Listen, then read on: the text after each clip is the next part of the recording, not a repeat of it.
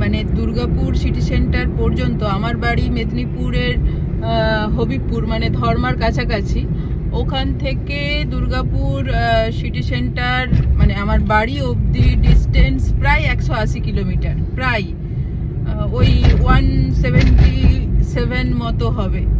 তো সেটা কভার করতে হবে আমাকে এখন। তো ম্যাক্সিমামটাই হয়ে গেছে। আমি বাঁকুড়া ঢুকে গেছি এখান থেকে দুর্গাপুরের পর। যতক্ষণ ঘুমোবে ততক্ষণই ভালো, ততক্ষণ একটু চুপচাপ ড্রাইভ করা যাবে।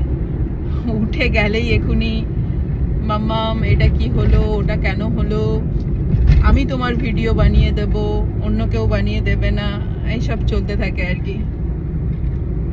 আমাদের মায়েদের একটা প্রবলেম হলো, বাচ্চা যখন ঘুমোয় তখন আমাদের ভালো লাগে না, আবার বাচ্চা যখন জেগে থাকে তখন আবার আমাদের ভালো লাগে না। মানে তখন মনে হয় উফ কখন ঘুমোবি, আমার কাজগুলো তাড়াতাড়ি হবে।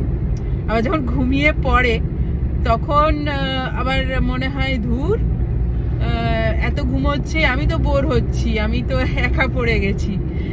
তো এতটা ওদেরকে ওরিয়েন্টেড আমাদের লাইফ হয়। আমি জানি যারা ছোট বাচ্চাদের মা তাদের একই ফিলিংস। তো এখন সিট বেল্ট দিয়ে দিয়েছি, শুইয়ে দিয়েছি, পুরো ঘুমিয়ে গেছে। এখন কিন্তু আমি মিস করছি, ও পুরো একা লাগছে, আমার মনে হচ্ছে ও কখন ঘুম থেকে উঠে যাবে আবার কথা বলবে। কিন্তু যখন ঘুমাচ্ছিল না তখন আমি বারবার বলছিলাম উফ একটু ঘুমোতো, আর ভালো লাগছে না। এই হচ্ছে সমস্যা মায়েদের।